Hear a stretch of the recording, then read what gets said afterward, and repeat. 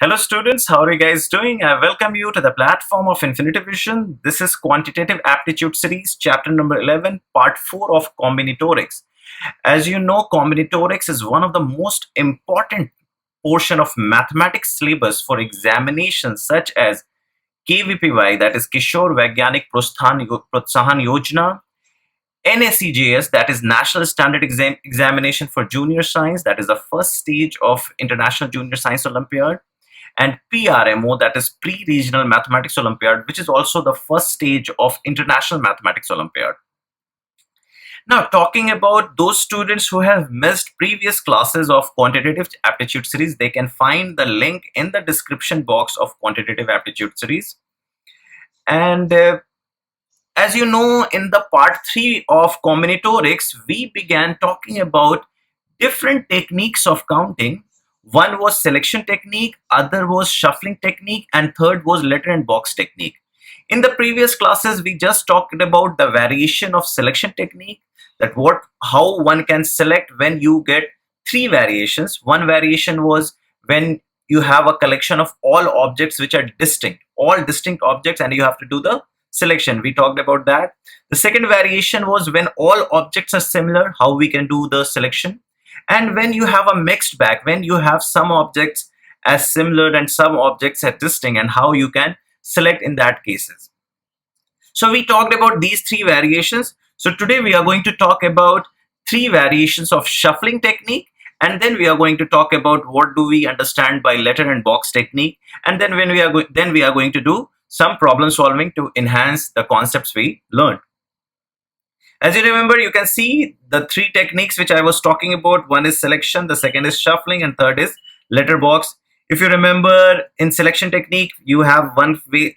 You can see the first bag has all distinct balls, means you can see a Costco ball, then you can see a cricket ball, then you can see a football, then you can see a hockey ball, and then you can see a basketball. And now you have to select. How you're going to select? You are just going to use the concept of NCR, that if you have to select three objects out of this five, then you're going to say 5C3.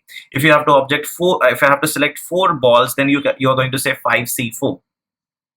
In the second variation, as you can see in the bag, all five tennis balls are kept there. So if you have to pick three balls, there is only one way to pick three balls. If you have to pick two balls, then also you have only one way to pick. If you have to pick all five balls, then also you have only one way. And in the third, let's say you have one hockey ball, four hockey balls, three basketballs, two cricket ball, and one tennis ball and one football.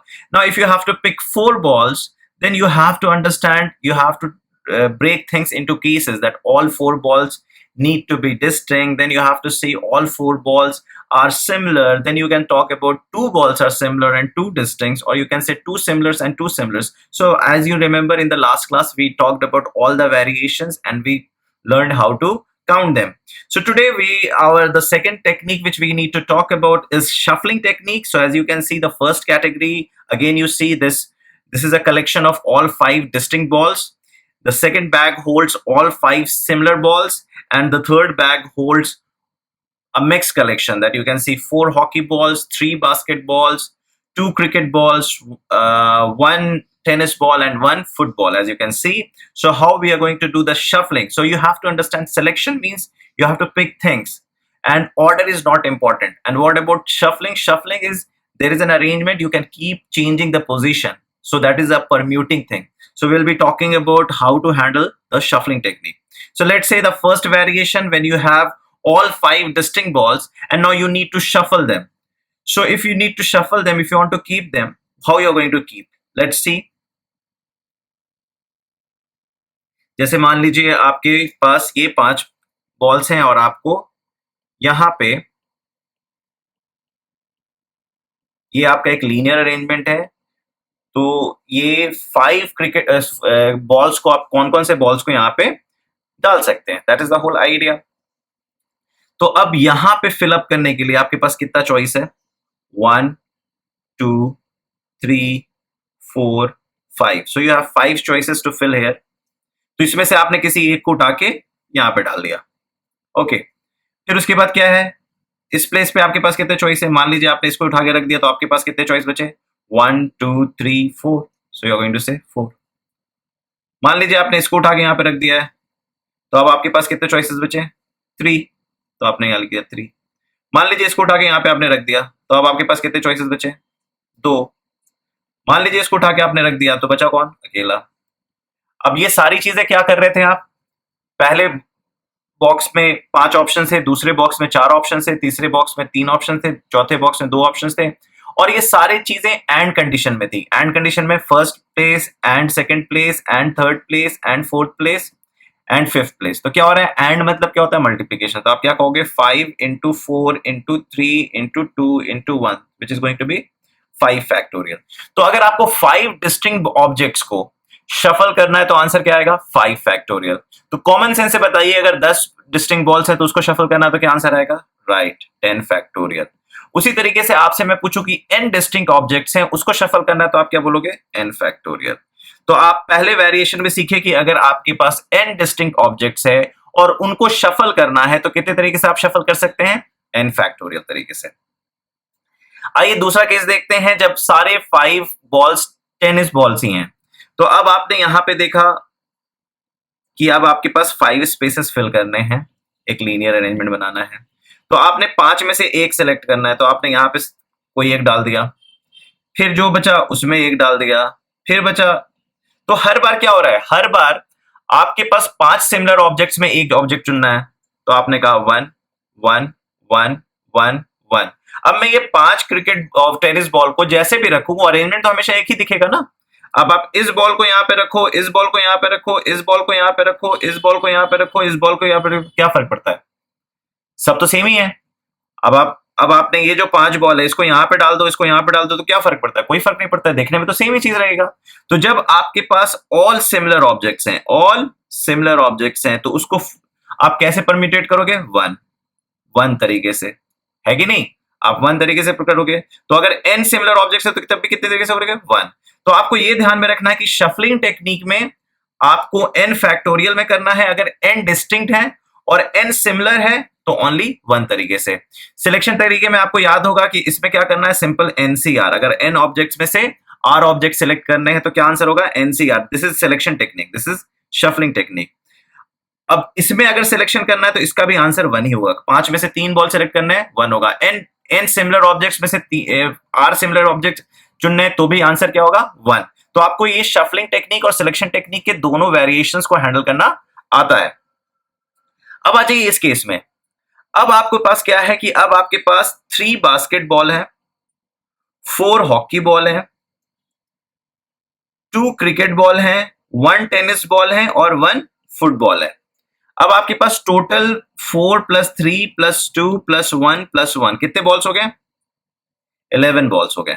अब आपके पास 11 spaces हैं fill करने के लिए, 11 spaces हैं fill करने के लिए। ठीक है, आप इसको ऐसे देख लो। हॉकी बॉल को लिख दो H1 H2 H3 H4, cricket ball को लिख दो B1 B2 B3, sorry basketball को, क्रिकेट बॉल को लिख दो C1 C2, टेनिस बॉल को लिख दो T और F, क्योंकि दोनों एक एक हैं।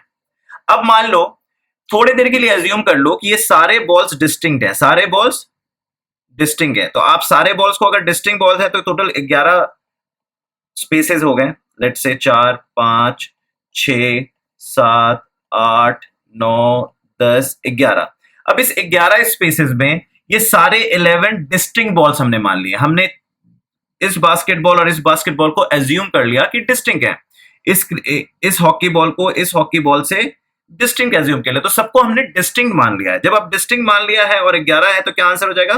11 फैक्टोरियल। क्या हो जाएगा? 11 फैक्टोरियल। लेकिन अभी क्या है कि 4 बॉल जो हॉकी के हैं वो डिस्टिंक्ट नहीं है। तो अगर मान लीजिए हॉकी बॉल यहां पे रखा है H1, एक हॉकी बॉल यहां रखा है H2, एक हॉकी बॉल रखा है यहाँ पे H3 और एक हॉकी बॉल रखा है H4। ठीक है, तो अगर मान लीजिए ये हॉकी बॉल है 1 2 3 4, ये 4 हॉकी बॉल को मैं एक दूसरे से चेंज कर दूं, एक दूसरे से चेंज कर दूं, तो कितने तरीके से चेंज कर सकता हूं? 4 फैक्टोरियल तरीके से। कितने तरीके से? 4 फैक्टोरियल तरीके से। इस हॉकी बॉल को यहां पे डाल दो, इस हॉकी बॉल को यहां पे डाल दो, ऐसे करके मैं 4 हॉकी बॉल को 4 फैक्टोरियल तरीके से कर सकता हूं।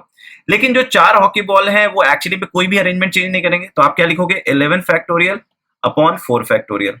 कितने हॉकी बॉल हैं? 4। तो आपने क्या कर दिया, ठीक करने के लिए उसको 4 फैक्टोरियल से डिवाइड कर दिया। पहले आपने एज्यूम किया कि सारे ऑब्जेक्ट्स डिस्टिंक्ट हैं, तो आंसर आपने लिख दिया 11 फैक्टोरियल। लेकिन वाकई में सारे बॉल्स तो डिस्टिंक्ट नहीं है, तो आपने देखा 4 हॉकी बॉल्स हैं और 4 हॉकी बॉल्स डिस्टिंक्ट नहीं है, तो आप 4 को इंटर अरेंजमेंट किया तो आपने लिख दिया 4 फैक्टोरियल। सिमिलरली 3 बास्केटबॉल्स हैं। अब बास्केटबॉल्स हैं 3, लेट्स से ये बास्केटबॉल्स हैं, ये बास्केटबॉल 1, बास्केटबॉल 2, बास्केटबॉल 3। अगर मैं ये तीनों बास्केटबॉल को तीसरे से एक दूसरे तीसरे से चेंज करूं तो कोई फर्क नहीं पड़ेगा, क्योंकि तीनों बास्केटबॉल क्या है, सेम है। तो इसको कितने तरीके से आप चेंज कर सकते हो, 3 फैक्टोरियल से। तो उसको आप नीचे फिर से क्या करोगे, डिवाइड 3 फैक्टोरियल से। सिमिलरली 2 क्रिकेट बॉल है। अब 2 क्रिकेट बॉल है, मान लीजिए एक क्रिकेट बॉल ये है और एक क्रिकेट बॉल ये है। अब मैं इन दोनों को एक दूसरे से शफल कितने तरीके से कर सकता हूँ, 2 तरीके से। तो उसमें भी अरेंजमेंट एक्स्ट्रा काउंट हो गया, तो मैं नीचे क्या कर दूंगा, 2 फैक्टोरियल। तो फाइनल आंसर क्या हो जाएगा, 11 factorial by 4 factorial by 3 factorial by 2 factorial. इसको जनरलाइज कर देते हैं जल्दी से, देखो अगर इसको जनरलाइज करोगे तो कैसे जनरलाइज करोगे।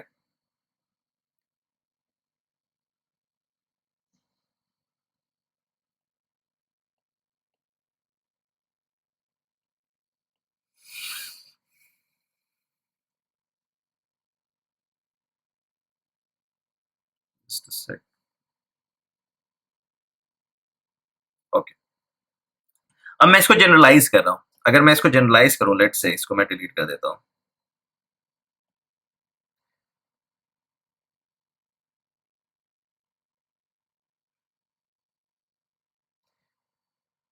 मान लीजिए n ऑब्जेक्ट्स हैं। कितने ऑब्जेक्ट्स हैं, सॉरी, मान लीजिए आपके पास n ऑब्जेक्ट्स हैं। n ऑब्जेक्ट्स में p ऑब्जेक्ट सिमिलर हैं एक काइंड के, q ऑब्जेक्ट सिमिलर हैं, ऐसे देखो,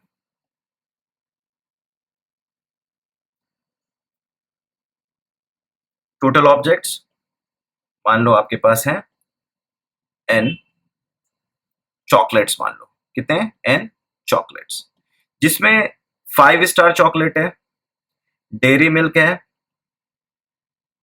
डेयरी मिल्क है, और different different variation, X quality, Y quality, Z quality, ठीक है। 5 स्टार के मान लो पी चॉकलेट्स हैं, डेयरी मिल्क के मान लो क्यू पीस पड़े हुए हैं, एक्स के मान लो आर पीस पड़े हुए हैं, वाई का मान लो एक ही है, जेड का मान लो एक ही है, ठीक है। तो अब आपके पास टोटल चॉकलेट्स कितने हैं, P plus Q plus R plus 2 which is equal to N, right. अब आपको इसको शफल करना है। किसको शफल करना है, टी 5 स्टार चॉकलेट्स हैं, क्यू डेयरी मिल्क है, आर एक्स चॉकलेट है, एक वाई है, एक जेड है। तो आप पहले अज्यूम क्या करोगे, आप पहले अज्यूम करोगे सारे चॉकलेट्स डिस्टिंक्ट हैं। तो जैसे ही आप सारे चॉकलेट्स को डिस्टिंक्ट बना दोगे तो आप क्या लिखोगे, एन फैक्टोरियल। क्या लिखोगे, एन फैक्टोरियल। उसके बाद पी 5 स्टार चॉकलेट्स हैं, तो उसको आप एक दूसरे से इंटरचेंज करोगे तो फर्क नहीं पड़ेगा, तो आप नीचे क्या लगोगे, पी फैक्टोरियल। फिर डेयरी मिल्क के जो क्यू पीसेज हैं, वो क्यू पीसेज आप एक दूसरे से चेंज करोगे तो कोई फर्क नहीं पड़ेगा, आप नीचे लिखोगे क्यू फैक्टोरियल। एक्स चॉकलेट जो है उसके R R number of pieces है, तो उसको एक दूसरे से एक्सचेंज करेंगे तो कोई फर्क नहीं पड़ेगा। बाकी 1 1 है तो आप उसको छोड़ सकते हो, और ये आप 1 फैक्टोरियल लिख भी सकते हो। तो आप क्या होगा आंसर, इसको कहते हैं shuffling technique for mixed bag. तो आपको याद रखना है, सिलेक्शन टेक्निक में जब डिस्टिंक्ट होता है तो एनसीआर, जब सिमिलर होता है तो एक, चाहे जितना भी ऑब्जेक्ट सेलेक्ट कर रहे हैं, और जब मिक्स्ड बैग है तो फिर आपको केसेस बनाने होते हैं। और शफलिंग टेक्निक में जब डिस्टिंक्ट है तो आप उसको शफल करोगे एन फैक्टोरियल से। अगर सब सिमिलर है तो आप आंसर लिखोगे 1, और अगर मिक्स्ड है तो आप देखोगे फिर भी आप आंसर क्या लिखोगे, जितने भी ऑब्जेक्ट्स हैं एन फैक्टोरियल न्यूमरेटर में रखोगे, और डिनोमिनेटर में जितने भी सिमिलर ऑब्जेक्ट्स हैं उसका परम्यूटेशन डाल दोगे, उसके फैक्टोरियल डाल दोगे। This is how you are going to handle the shuffling technique. तो हमने 2 टेक्निक को हैंडल करना सीख लिया है, सिलेक्शन टेक्निक और शफलिंग टेक्निक। मतलब हमने सिलेक्शन करना भी सीख लिया है और शफल करना भी सीख लिया, मतलब हमने कॉम्बिनेशन भी सीख ली है और परम्यूटेशन भी सीख लिया है। तो बेसिकली परम्यूटेशन कॉम्बिनेशन में जो 2 वर्ड यूज होता है, कॉम्बिनेटोरी का सबसे कॉमन नेम है परम्यूटेशन कॉम्बिनेशन। तो हमने परम्यूटेशन टेक्निक भी सीखी और कॉम्बिनेशन टेक्निक भी सीखी। सो technique 1 was combination technique and technique 2 was permutation का टेक्निक। जो सिलेक्शन टेक्निक का दूसरा नाम आप कॉम्बिनेशन टेक्निक भी कह सकते हैं, और शफलिंग टेक्निक का दूसरा नाम आप परम्यूटेशन टेक्निक भी कह सकते हैं। अब हम तीसरा जो सबसे इंपॉर्टेंट टेक्निक है उस पर ध्यान देंगे, लेटर एंड बॉक्स टेक्निक। जैसा कि आप जानते हैं एक होता है लेटर, दूसरा होता है लेटर बॉक्स। एक और वेरिएशन आप जानते हैं कि एक लेटर होता है और एक एनवेलप होता है ना। तो पहला सवाल मैं ये रखना चाहूंगा,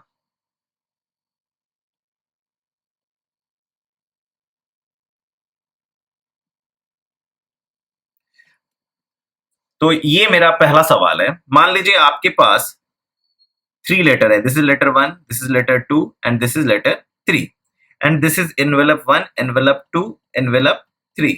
अब मेरा बात ये है कि आपने 3 लेटर्स रखा है और 3 डिफरेंट एनवेलप्स हैं। ये आपने मान लीजिए राम के लिए लिखा है, ये मान लीजिए आपने महेश के लिए लिखा है, और ये मान लीजिए आपने श्याम के लिए लिखा है। ठीक है, आपने 3 डिफरेंट फ्रेंड्स के लिए 3 लेटर्स लिखे हैं। अब आप किसी भी एनवेलप को किसी भी फ्रेंड से यूज कर सकते हैं। तो जो आप लेटर 1 है, इसके पास बताइए कितना चॉइस है। तो आप पहला लेटर किसी भी एनवेलप में डाल सकते हैं। किस में डाल सकते हैं? येलो एनवेलप में डाल सकते हैं, रेड एनवेलप में डाल सकते हैं, ब्लू एनवेलप में डाल सकते हैं। तो पहले लेटर के पास चॉइस कितनी है? 3। अब एक लेटर आपने डाल दिया है, तो लेटर 2 के पास कितनी चॉइस होगी? लेटर 2 के पास डेफिनेटली लेटर 1 जो भी ऑक्युपाई कर लिया उसको छोड़ के लेना होगा। तो लेटर 2 के पास कितना चॉइस है? 2। और लेटर 3 के पास डेफिनेटली जो बचा है वही। तो 3 इंटू 2 इंटू 1, तो ये तो सिंपल सा आंसर है, शफलिंग वाला आंसर है, 3 इंटू 2 इंटू 1। तो ये लेटर बॉक्स टेक्निक नहीं है, ये लेटर एनवेलप है, 1-1 रिलेशन है। लेकिन लेटर बॉक्स में दूसरी कहानी हो जाती है। जैसे देखिए, आपने 3 लेटर लिख दिया, लेटर 1, लेटर 2, लेटर 3। अब आपके घर के बाहर 3 बॉक्सेस हैं, आपके घर के बाहर 3 बॉक्सेस हैं, एक आपके घर के बाहर है, एक थोड़ा सा आगे बढ़ के, एक तीसरा इधर है। अब आपको ये 3 लेटर्स पोस्ट करने हैं। अब क्या करना है? 3 लेटर पोस्ट करना है। देखो दोनों केसेस में क्या फर्क है। इस केसेस में एक लेटर एक एनवेलप में जाएगा, इस केसेस में क्या है, तीनों लेटर एक बॉक्स में जा सकता है, या एक लेटर एक एक बॉक्स में जा सकता है। तो मतलब एक बॉक्स की कैपेसिटी तीनों लेटर की रखने की है, लेकिन एक लेटर की कैपेसिटी 2 बॉक्स में जाने की नहीं है। मतलब 2 फट के थोड़ी जाएगा लेटर, या तो इस बॉक्स में जाएगा, या तो इस बॉक्स में जाएगा, या तो इस बॉक्स में जाएगा। इन तीनों में से किसी एक ही बॉक्स में जाएगा, राइट। लेकिन तीनों लेटर सिमिलर सेम बॉक्स में जा सकता है। तो इसको हम वन मेनी रिलेशन कहते हैं। क्या कहते हैं? One many relation. मतलब क्या है कि ये अनशेयरेबल है और ये शेयरेबल है। लेटर शेयर नहीं हो सकता है क्योंकि letter can not be shared by 2 boxes. ऐसा तो नहीं होगा ना कि एनवेलप तू रख ले, लेटर मैं रख लेता हूं, ऐसा तो नहीं होगा। लेटर पूरा पूरी या तो बॉक्स 1 में जाएगा, या तो बॉक्स 2 में जाएगा, या तो बॉक्स 3 में जाएगा। लेकिन 2 लेटर से 3 लेटर एक बॉक्स में जा सकता है। तो शेयरेबल कौन है? Which is being shared. तो box can be shared, letter can not be shared, है ना। Letter can not be shared, box can be shared. ये कॉन्सेप्ट्स को ध्यान में रखते हुए अब हम प्रिंसिपल, बेसिक प्रिंसिपल का बात करते हुए आगे बढ़ेंगे। अब बताइए आप मुझे कि इस लेटर के पास, लेटर 1 के पास कितने चॉइसेस हैं बॉक्स में फिलअप होने के? तो आप डेफिनेटली कहोगे 1, 2, 3। तो आप कहोगे सर लेटर 1 के पास 3 चॉइसेस है। फिर मैं पूछूंगा लेटर 2 के पास कितने चॉइसेस हैं? तो आप लेटर 2 के बारे में क्या बोल सकते हो? इसमें भी जा सकता है, इसमें भी जा सकता है, और इसमें भी जा सकता है। तो आप क्या बोलोगे? सर लेटर 2 के पास भी 3 चॉइसेस है। फिर मैं पूछूंगा लेटर 3, तो भी आप बोलोगे सर इसके पास भी 3 चॉइसेस है। तो आप क्या बोलोगे? Sir 3 into 3 into 3 which is going to be 3 cube. ये बहुत ही आसान था, आराम से आपको समझ में आ गया। अब देखो इसी को थोड़ा सा चेंज कर देते हैं। अब आपके पास 4 लेटर्स हैं और 3 बॉक्सेस हैं। तो अब मेरा सवाल है कि आंसर 3 टू द पावर 4 होगा या 4 टू द पावर 3? यहीं पे लोग बच्चे फंसते हैं, ये कॉन्सेप्ट में यहीं पे बच्चे फंसते हैं कि 3 टू द पावर 4 आंसर होगा या 4 टू द पावर 3 होगा। तो जैसे कि बच्चे कुछ रटने की कोशिश करते हैं ना, तो आंसर गलत रट लेते हैं। तो कहीं ना कहीं हमें रटना नहीं है, हमें कॉन्सेप्ट समझना है। तो अब सिंपल सी बात है, आपको पता है कि ये लेटर जो है वो अनशेयरेबल है। अनशेयरेबल क्या है? लेटर क्या है? अनशेयरेबल। और बॉक्स क्या है? शेयरेबल। बॉक्स क्या है? Shareable. Box can be shared but later can not be shared. Definitely एक लेटर 2 बॉक्स में नहीं जा सकता है ना। तो जो शेयरेबल होता है उसके पास चॉइस का पावर नहीं होता। जो अनशेयरेबल होता है उसके पास पावर ऑफ चॉइस होता है। मतलब ये डिसाइड नहीं कर सकता कि ये किसके पास जाएगा, लेकिन ये डिसाइड कर सकता है कि ये किसके पास जाएगा। तो लेटर के पास पावर ऑफ चॉइस है, बॉक्स के पास पावर ऑफ चॉइस नहीं है। ठीक है, तो अब आप देख सकते हो इस लेटर के पास कितने चॉइसेस हैं। इस लेटर के पास 3 चॉइसेस हैं और इस लेटर के पास कितने चॉइसेस हैं? इस लेटर के पास भी 3 चॉइसेस हैं, और इस लेटर के पास कितने चॉइसेस हैं? 3। इसके पास कितने हैं? 3। तो चारों लेटर के पास 3 चॉइसेस हैं, और सब क्या है? एंड कंडीशन में। तो क्या हो जाएगा आंसर? 3 to the power 4। ये आंसर करेक्ट है, ये आंसर गलत है। तो जब भी इस प्रकार का सवाल हो और आप थोड़े से कंफ्यूज हो रहे हो, तो आपको हमेशा आंसर लिखना है शेयरेबल टू द पावर अनशेयरेबल, क्योंकि पावर ऑफ चॉइस किसके पास है? अनशेयरेबल पे। तो अनशेयरेबल जो क्वांटिटी है वो पावर में जाएगा, और जो शेयरेबल क्वांटिटी है वो बेस में जाएगा। तो इसलिए आंसर हमेशा 3 टू द पावर 4 होगा। तो बताइए, अगर 7 लेटर्स हैं, 7 लेटर्स हैं और 5 बॉक्सेस हैं, 7 लेटर्स हैं और 5 बॉक्सेस हैं, तो बताइए आंसर क्या होगा? 7 टू द पावर 5 या 5 टू द पावर 7? 7 बॉक्सेस हैं, 7 लेटर्स हैं एंड 5 बॉक्सेस हैं, तो डेफिनेटली पावर ऑफ चॉइस किसके पास है? लेटर के पास। तो आंसर क्या हो जाएगा? 5 टू द पावर 7। ये गलत हो जाएगा। तो हर लेटर के पास 5 बॉक्स जाने का चॉइस है। तो आप इस तरीके के सवाल में क्या बोलेंगे? Shareable to the power unshareable. So letter and box technique ये है कि लेटर क्या होता है? लेटर अनशेयरेबल होता है और बॉक्स शेयरेबल होता है। तो जरूरी नहीं है हमेशा लेटर और बॉक्स की बात हो, आपका डिफरेंट वेरिएशन भी आ सकता है। जैसे पहले एक और सवाल आप कर लीजिए। इस बार मैंने बॉक्स का नंबर बढ़ा दिया है और लेटर का नंबर कम कर दिया है। अभी भी पावर ऑफ चॉइस किसके पास है? बॉक्स के पास या लेटर के पास? डेफिनेटली अनशेयरेबल कौन है? अनशेयरेबल लेटर है। तो पावर ऑफ चॉइस किसके पास है? लेटर के पास। तो इस लेटर के पास कितनी चॉइस है? देखो 1 2 3 4 5, 1 box, 2 box, 3 box, 4 box, 5 box.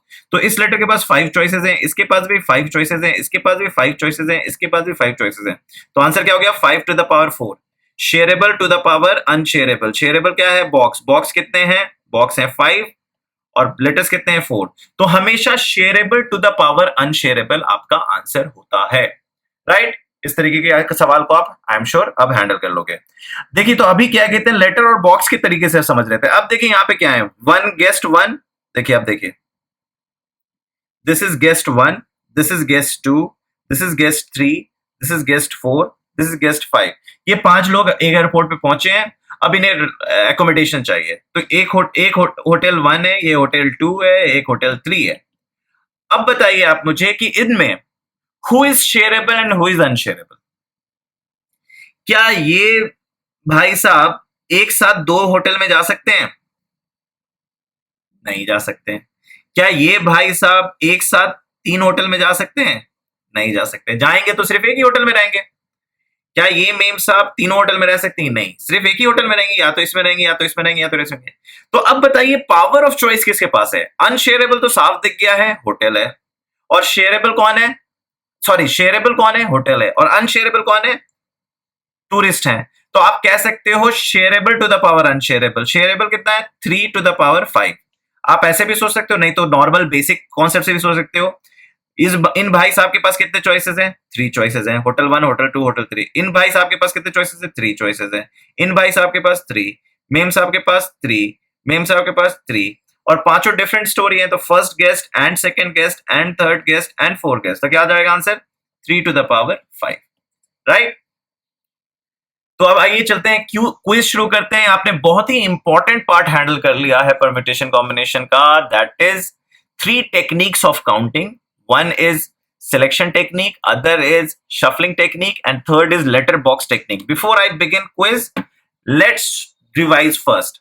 अगर आपके पास selection technique है तो 3 variations की बात हुई है, distinct objects, similar objects, mixed bag। जब सारे डिस्टिंक्ट ऑब्जेक्ट्स हैं, n डिस्टिंक्ट ऑब्जेक्ट्स हैं, उसमें से r ऑब्जेक्ट सेलेक्ट करने हैं, तो आंसर क्या होगा? NCR। ये हमें पता है क्यों, हमने प्रूव भी किया था अपने लास्ट क्लासेस में। फिर उसके बाद अगर सारे ऑब्जेक्ट सिमिलर हैं तो सिलेक्शन कितनी भी, no matter n similar objects हैं, आपको 5 चाहिए, 6 चाहिए, r चाहिए, s चाहिए, t चाहिए, क्या आंसर होगा? 1। और अगर आपके पास different story of mixed bag है और मान लीजिए आपको 4 चॉकलेट्स चाहिए या 5 चॉकलेट्स चाहिए, तो आप अपना डिस्टिंक्शन कर सकते हैं कि all 4 are similar, all 4 are distinct, 2 similar, 2 similar, 2 distinct, 2 similar. इस तरीके से आप जितने भी केसेस बना सकते हैं वो बना के, और आपको पता है प्रिंसिपल ऑफ काउंटिंग में अगर आप केस बनाते हो तो एडिशन करते हो, आप स्टेज बनाते हो तो मल्टीप्लिकेशन करते हो। अब आते हैं इन सेलेक्ट तीनों टेक्निक को जो हमने सीखा है उसको अप्लाई करने में। तो देखिए पहला सवाल आप देख सकते हैं, दिस इज 21st क्वेश्चन, क्योंकि अब तक हम 20 क्वेश्चंस कर चुके हैं कॉम्बिनेटोरिक्स में। तो दिस इज 21st क्वेश्चन। देखते हैं क्या है। Find the number of ways to select 4 letter from the word sleeplessness. अब देखिए ये सारे जो वर्ड होते हैं स्लीपलेसनेस, गलती से कभी कभी क्या होता है कि आपके क्वेश्चन में गलत स्पेलिंग लिखी होती है। कभी कभी यहाँ पे तो स्पेलिंग सही है लेकिन कभी कभी गलत स्पेलिंग भी लिखी रहती है। जब भी आपके क्वेश्चन में गलत स्पेलिंग दी रहे आप उसको सही मत कर देना, आप उसको उसी गलत स्पेलिंग पे ही आंसर बनाना। मैथ्स में जो भी वर्ड लिखा हुआ है आपको एज इट इज उतार देना। ये मत समझना है कि ये तो गलती से मिस्टेक हो गया टीचर सर से, नहीं। तो आपको जो भी वर्ड दिया हुआ है वो आपको एज इट इज उतारना है। तो अब जैसे कि मैं स्लीपलेसनेस देख देता हूं, SLEEPLESSNESS। अब ये स्लीपलेसनेस है, इसमें मैंने पहले मैं काउंट कर लेता हूं कि कितने वर्ड्स हैं। देखिए लेटर्स हैं, 1 letter, 2 letter, 3 letter, 4 letter, 5 letter, 6 letter, 7 8 9 10 11 12 13। So total 13 letters के ये वर्ड है। कितना है? 13 लेटर का वर्ड है। अब मुझे देखना है एस कितने हैं। एक एस काट दिया, 2 एस, 3 एस, 4 एस, 5 एस। तो एस मेरे पास कितने हैं? 5। एल देखो कितना है? 1 एल, 2 एल, तो एल मेरे पास है 2। ई मेरे पास कितने हैं? 1 2 3 4। और क्या बचा? पी बचा। पी मेरे पास कितने हैं? पी अकेला है 1। और एन कितना है? 1। देखिए काउंट कर लेते हैं, 5 + 2 = 7, 7 + 4 = 11, 11 + 1 12, 13, 13 लेटर। ठीक है, मैंने सही काउंट कर लिया। अब मुझे क्या करना है? Find the number of ways to select 4 letters. हमें कितना सिलेक्ट करने हैं? 4 लेटर सिलेक्ट करने हैं। अब 4 लेटर का क्या क्या चॉइसेस हो सकता है बताइए। अब 4 लेटर आपको सिलेक्ट करने हैं, 4 लेटर्स आपको सिलेक्ट करने हैं। तो पहला हो सकता है 4 डिस्टिंक्ट सिलेक्ट करने हैं, केस 1, 4 डिस्टिंक्ट। पहला केस हो सकता है 4 डिस्टिंक्ट। दूसरा केस क्या हो सकता है? हम केसेस में ब्रेक करते हैं क्योंकि ये मिक्स्ड बैग है और सिलेक्शन करना है। 4 डिस्टिंक्ट हमने सिलेक्ट कर लिया। दूसरा क्या कर सकते हैं? 3 डिस्टिंक्ट 1 सिमिलर तो कुछ होता नहीं है, तो हम कर सकते हैं 2 डिस्टिंक्ट 2 सिमिलर। क्या कर सकते हैं? 2 डिस्टिंक्ट 2 सिमिलर। फिर क्या कर सकते हैं? 2 सिमिलर 2 सिमिलर, 2 सिमिलर 2 सिमिलर। फिर क्या कर सकते हैं? 3 सिमिलर 1 डिस्टिंक्ट, 3 सिमिलर 1 डिस्टिंक्ट। और क्या कर सकते हैं? 4 सिमिलर। तो ये 5 केसेस हमारे पास पॉसिबल है। और कोई केस तो नहीं सोच सकते हो? चारों अलग है, 2 अलग है और 2 सिमिलर है, जैसे कि एस एल और ई है ना। या आप सोच सकते हो दो सिमिलर है, मतलब एस एस एल एल या एल एल ई ऐसे करके। फिर 3 सिमिलर है, तो कोई भी 3 सिमिलर है, एस एस एस और कोई एक डी आ गया, डिस्टिंक्ट आ गया।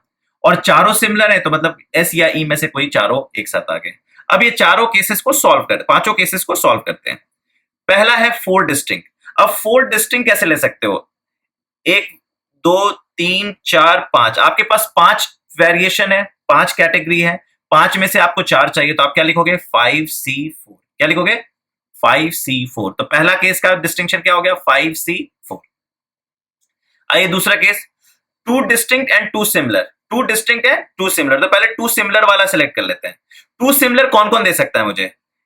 एस दे सकता है 2 सिमिलर, एल दे सकता है 2 सिमिलर और ई दे सकता है 2 सिमिलर। और कोई मुझे 2 सिमिलर नहीं दे सकता क्योंकि पी एक है, एन एक है। तो 2 सिमिलर में मुझे 3 में से कोई एक कैटेगरी चुनना होगा। 3C1, 3 में से मैंने एक कैटेगरी चुन लिया और उसका 2 उठा लिया। उसका 2 उठाने का एक ही तरीका होगा, या तो एस से मैं दोनों उठा लिया, एल से दोनों उठा लिया, ई से दोनों उठा लिया। अब जैसे 2 उठा लिया तो अब मुझे 2 डिस्टिंक्ट चाहिए। तो 2 डिस्टिंक्ट चाहिए, तो मान लीजिए मैंने एस से उठाया, तो अब मेरे पास 4 ऑप्शंस बचे, एल ई पी एन। अब इस 4 में से मुझे 2 डिस्टिंक्ट चाहिए। इन 4 कैटेगरी में से किसी भी 4 कैटेगरी में से जो भी 2 सिमिलर उठा लिया, उसके बाद आपके पास 4 कैटेगरी है, उसमें से आपको 2 डिस्टिंक्ट चाहिए। तो क्या करिएगा आप? 4C2। 4 में से आपने 2 डिस्टिंक्ट चुन लिया। आइए केस 3 में, two similar and two similar, मतलब आपको दो सिमिलर के दो चाहिए। इन ये आपको कुछ नहीं दे सकता, ये आपको कुछ नहीं दे सकता है, तो मतलब एस एल ई में आपको कोई दो कैटेगरी चुननी होगी और उनसे दो दो उठाना होगा। तो क्या हो जाएगा 3C2 इंटू 1 क्योंकि दो में से सिमिलर में से दो उठाने का मतलब एक ही होता है, एक ही तरीके से उठेगा। तो आपने इन तीनों कैटेगरी में से कोई भी दो चुन लिया, 3C2 इंटू 1। फोर्थ केस पे आ जाते हैं, 3 सिमिलर एंड 1 डिस्टिंक्ट। अब 3 सिमिलर के लिए एल भी आउट हो जाता है, एल की कैपेसिटी आपको 3 सिमिलर देने की नहीं, क्योंकि दो ही एल है। तो कितने, कौन आपको 3 दे सकता है? एस दे सकता है और ई दे सकता है। तो एस और ई में से आपने किसी एक को चुन लिया, 2C1, और आपने उसके 3 उठा लिए। उसके बाद कितनी कैटेगरी बची? आप एस और ई में से कोई भी एक उठा लेंगे तो आपके पास 4 कैटेगरी बचेगी। 4 कैटेगरी में आपको एक चुनना है, तो 4C1। 4 सिमिलर, अब आपको देखिए 4 सिमिलर कौन दे सकता है? एस दे सकता है और ई दे सकता है, उसके अलावा कोई नहीं दे सकता है। तो 2C1 जो भी दिया उसको 1 ले लिया। अब आपके पास हर केसेस में क्या आया, अब देख लो तो हर केसेस में क्या आंसर आया आपको, देखो ब्लू से लिख देता हूं। 5C4 का मतलब क्या होता है? 5। अब कैलकुलेट करके देख सकते हो, 5 में से 4 चुनने का मतलब होता है 5C4 equals 5C1, that is 1। 3C1 is 3। 4C2 क्या होता है? 4 factorial by 2 factorial by 2 factorial, इससे 2 से किया गया 3 फैक्टोरियल बचा, 6 हो जाएगा। तो 6 इंटू 3 18। तो सेकंड केस का आंसर हो गया 18। 3C2 is actually 3 क्योंकि 3C2 is equal to 3C1। 2C1 into 4C1 8 और ये हो गया 2। तो फाइनली केस 1 में क्या था? 5। केस 2 में क्या था? 18। 18 plus 5 23। 23 plus 3 is 26। 26 plus 8 is 34। 34 plus 2 is 36। So final answer would be 36, right. अभी हमें सिलेक्शन करना था वर्ड्स, हमें वर्ड नहीं बनाना है, याद रखना, हमें सिलेक्शन करना था। अब सेम क्वेश्चन है, अब देखिए इस क्वेश्चन को थोड़ा सा नेक्स्ट लेवल पे लेके आएगा कि how many 4 letter words can be form from the letter of sleeplessness. तो अब आपको पिछले क्वेश्चन में जो आपने मदद की थी सिलेक्शन की, अब आपको 4 लेटर वर्ड बनाने हैं। तो याद कीजिए फर्स्ट केस क्या था, बताइए फर्स्ट केस क्या था, अभी देखते हैं। 4 डिस्टिंक्ट था, 4 डिस्टिंक्ट था। फर्स्ट केस क्या था? 4 डिस्टिंक्ट। हमने क्या चुना था? 5C4। हमने 5 में से 4 चुन लिए थे, चारों डिस्टिंक्ट हैं, चारों डिस्टिंक्ट हैं। तो बताइए कितने तरीके से आप परम्यूटेट कर सकते हो, बताइए कितने तरीके से परम्यूटेट कर सकते हो? 4 फैक्टोरियल। तो आप लिखोगे 5C4 into 4 factorial. 4 different letters हैं, आप कितने वर्ड्स बना पाओगे? इसमें तो 4 डिस्टिंक्ट है, तो इसमें 4 डालोगे, इसमें 3 डालोगे, इसमें 2 डालोगे, इसमें 1 डालोगे। तो 4 डिस्टिंक्ट वर्ड आप कैसे बनाओगे? 5C4 into 4 factorial. आइए सेकंड केस। सेकंड केस देखिए क्या था? 2 distinct and 2 similar. 2 distinct and 2 similar. देखिए क्या आया था आपका? 2 डिस्टिंक्ट 2 सिमिलर में बताइए क्या आया था? 3C1 into 4C2। क्या आया था? 3C1 into 4C2। अब आप इसको शफल कैसे करोगे? डिस्टिंक्ट डिस्टिंक्ट है, मतलब मान लो आपने एक S उठा लिया, एक E उठाया, और सिमिलर में मान लो आपने उठा लिया LL। अब आप इसको बताओ कितने तरीके से फैक्टराइज परम्यूटेट कर सकते हो, शफल कर सकते हो? तो SE L1 L2, SE L1 L2, आपने दोनों L को डिस्टिंक्ट मान लिया, तो क्या लिखोगे? 4 फैक्टोरियल। लेकिन ये दोनों क्या है? सेम है, तो आप क्या लिखोगे? 4 फैक्टोरियल बाय 2 फैक्टोरियल। तो यहां पे लिखोगे 4 factorial by 2 factorial.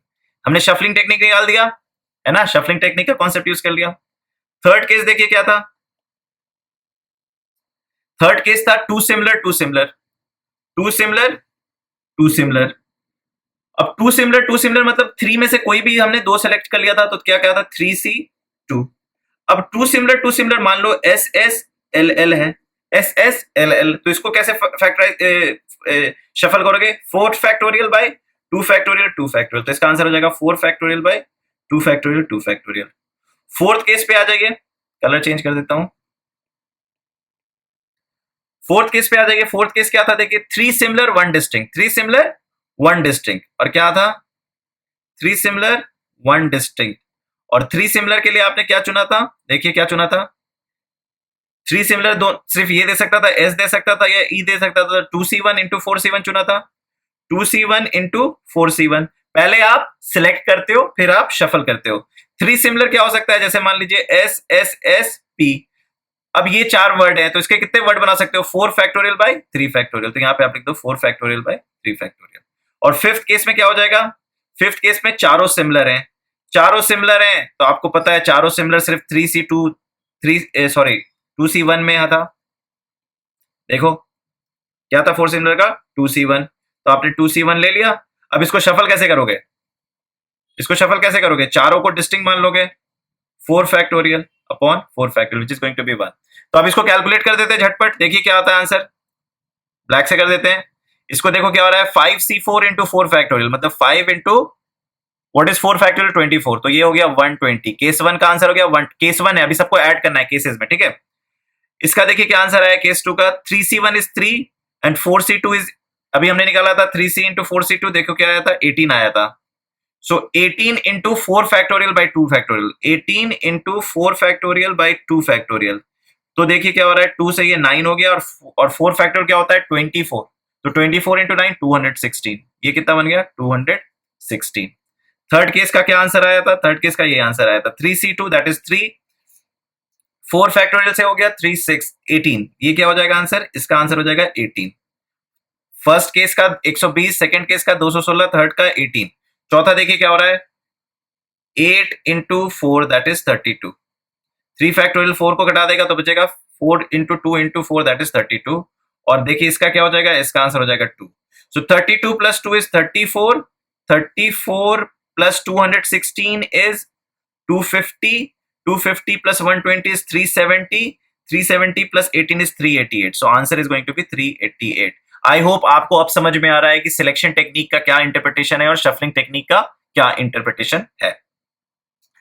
Find the number of ways to make a team of 3 members from a group of 4 boys and 4 girls such that at least one of them is, देखो आपके पास 4 boys हैं और 4 girls हैं, और आपको team बनानी है कितनी की, 3 लोगों की टीम बनानी है, जिसमें एक गर्ल्स तो होनी ही होनी चाहिए, एक गर्ल्स तो होनी ही होनी चाहिए। तो अब देखो क्या क्या पॉसिबिलिटीज बना सकते हो, या तो 1 गर्ल 2 बॉय की पॉसिबिलिटीज बना सकते हो, पहला केस। दूसरा केस ऐसा कर सकते हो कि 2 गर्ल रख लिया 1 बॉय, और तीसरा केस क्या लिख सकते हो 3 गर्ल्स, है ना। ये तो नहीं है ना कि एक बॉय होना ही चाहिए, ऐसा तो नहीं लिखा हुआ है, बस इतना लिखा हुआ है कि एक गर्ल तो होनी ही चाहिए। और कितने 4 बॉयज एंड 4 गर्ल्स हैं, क्या कहानी है 4 बॉयज एंड 4 गर्ल्स की कहानी है। अब मुझे पहला टीम पॉसिबिलिटी है कि मैंने एक गर्ल को चुना फिर 2 बॉयज को चुना, दूसरी पॉसिबिलिटी कि मैंने 2 गर्ल चुनी और 1 बॉयज चुनी, तीसरी पॉसिबिलिटी कि मैंने तीनों लड़कियां चुन ली। पहली जब एक लड़की चुनूंगा तो 4 गर्ल्स तो 4c1, और 4 बॉय में से 2 बॉय चुनूंगा तो 4c2, तो क्या आंसर हो जाएगा 4c1 इंटू 4c2। इसका देखो क्या आंसर हो जाएगा, 2 गर्ल्स हैं तो 4 में से मैंने 2 लड़कियों को चुन लिया, और 4 में से 1 लड़कों को चुन लिया, boys and girls.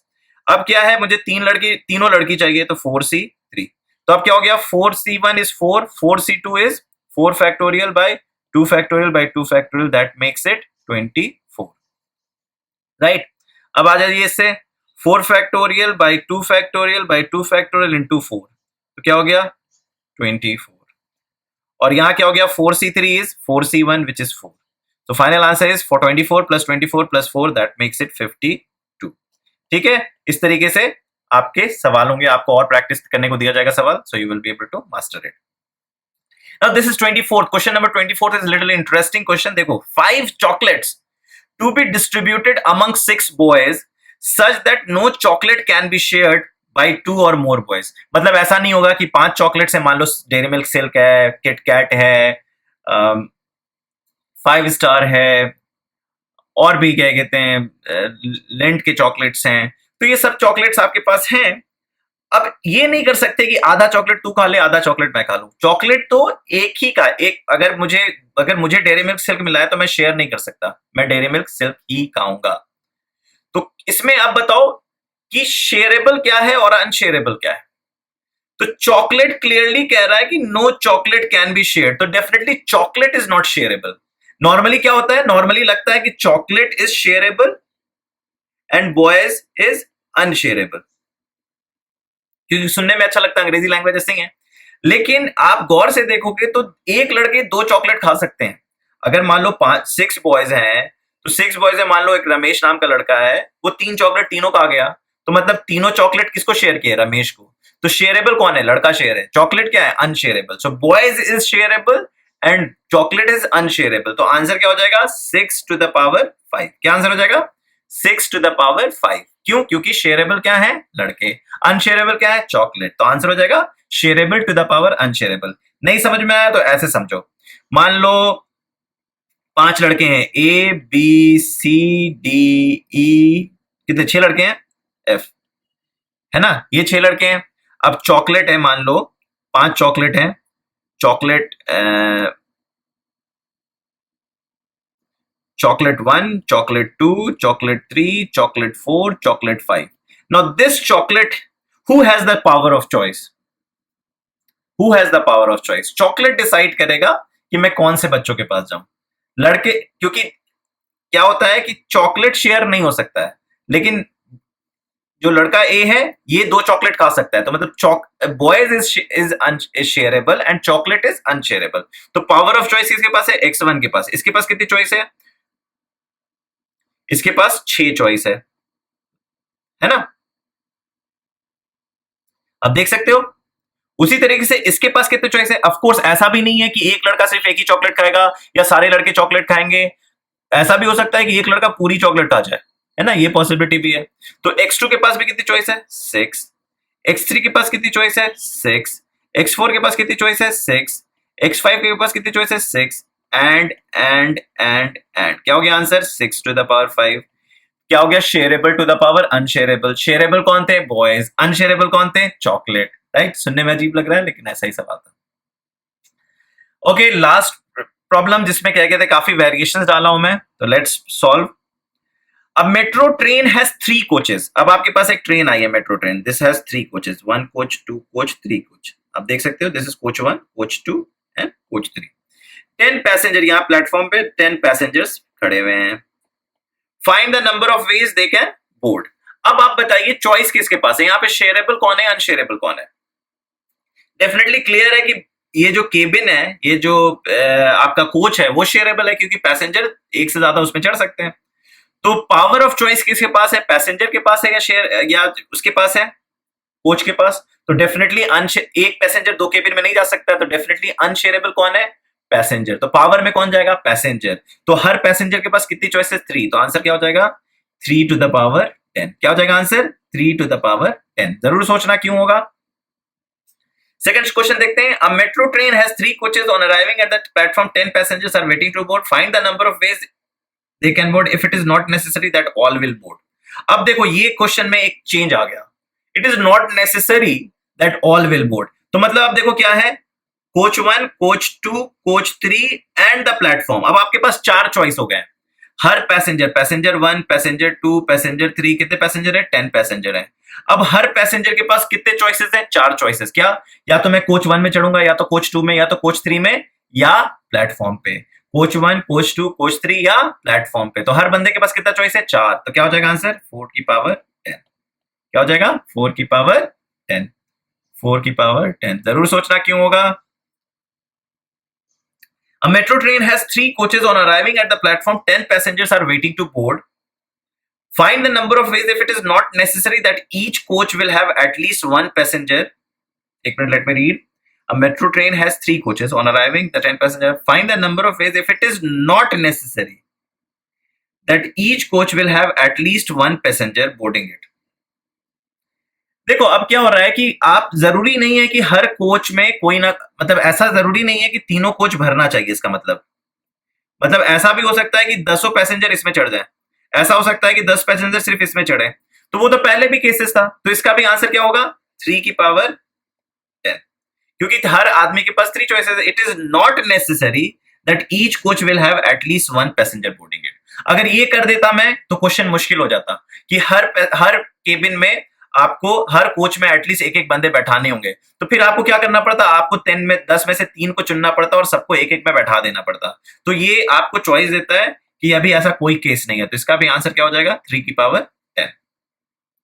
D part देखिए। A metro train has 3 coaches, on arriving at the platform 10 passengers are waiting to board, find the number of ways if each can allow only 1 to board. अब देखिए ये question change किया है। अब आपके पास 3 cabin है, 3 कोचेज हैं। अब इन 3 कोचेज में सिर्फ एक जगह है, only 1 seats and 1 seats available. अब सिर्फ 1 सीट ही अवेलेबल है, राइट। तो अब आपको 10 पैसेंजर तो नहीं चढ़ सकते, तो वो 3 लकी पैसेंजर चुनने होंगे। 10 में से क्या करना होगा, 3 लकी पैसेंजर चुनना होगा। तो कैसे चुनोगे 10 में से 3, 10C3। उसके बाद वो कोच 1 में जाएगा कि अब ये 3 हो गया, मान लीजिए आपने चुना रमेश, महेश एंड सुरेश, आपने 3 लड़कों को चुन लिया कि भैया ये 3 पैसेंजर हैं, 10C3 कैसे तो अब कौन कोच 1 में जाएगा, कौन कोच 2 में जाएगा, कौन कोच 3 में जाएगा, उसको कैसे चेंज कर सकते हो, 3 फैक्टोरियल। तो आंसर क्या हो जाएगा, 10C3 into 3 factorial, 10C3 into 3 factorial. The last part of the question, and then you will also share a quiz with assignment sheet also, to so that you have stronger idea. A metro train has 3 coaches. On arriving at the platform, same question है, find the number of ways if in first coach only 2 can board, second only 2 and rest. अब देखो क्या हो रहा है कि ठीक है, अब जो आपके पास कोच मेट्रो स्टेशन ट्रेन आ रहा है उसमें coach 1, this is coach 1, this is coach 2 and this is coach 3। ठीक है, मेट्रो ट्रेन इधर, ड्राइवर इधर है, गाड़ी ऐसे जा रही है। अब कह रहा है कि पहले कोच में ओनली 2 कैन बोर्ड, तो वो 2 भाग्यशाली लोग जिसको आपको फर्स्ट कोच में डालना है, कैसे सिलेक्ट करोगे, 10C2। फिर उसके बाद कह रहा है कि in second only 2 can board, तो अब 8 बचे हैं, उस 8 में से 2 को चुनना हुआ, 8C2। और थर्ड कोच में कितने जाएंगे, बाकी 6C6। सब एंड कंडीशन में 10C2 into 8C2 into 6C6। तो आंसर क्या हो जाएगा, 10C2 into 8C2 into 6C6। 10C2 को सॉल्व करोगे 10 factorial by 2 factorial by 8 factorial, 8C2 को करोगे 8 factorial by 2 factorial by 6 factorial, and C6 is 1. So this is going to be 10, 8 factorial से ये कट गया, बचा 10 इंटू 9, और 6 फैक्टोरियल से ये कट गया, बचा 8 इंटू 7, 2 इंटू 2 4, 4 से ये गया 2, तो आंसर हो गया 10 into 9 into 2 into 7, which makes it, okay बच्चों। सो आपकी बहुत ही इंपॉर्टेंट पोर्शन ऑफ कॉम्बिनेटोरिक्स खत्म हो गई है। अब उसके बाद 2-3 और वेरिएशन और टेक्निक्स है जो हम लोग नेक्स्ट क्लास में डिस्कस करेंगे। तो अब 2 क्लास और होगी जिसमें आपका ये सारा कॉन्सेप्ट खत्म हो जाएगा, जो कि बहुत बड़ा पोर्शन आपका खत्म हो जाएगा। फिर उसके बाद हम अभी हमारे पास कोई भी अनाउंसमेंट्स नहीं आई है regarding the dates of the exams and all. जैसे ही अनाउंसमेंट्स आएगी हम लोग अपना प्रोसेस को और स्पीड अप कर लेंगे। तो अभी आप आराम से अच्छे से हैप्पीली एंजॉय करते हुए सीखिए, क्योंकि आपके स्कूल में भी काफी प्रेशर है, आपकी स्कूल लर्निंग भी काफी ज्यादा हो रही है, तो हर चीज को बैलेंस आउट करते हुए हमें आगे बढ़ना है। ओके बच्चों, all the best, see you again, bye bye.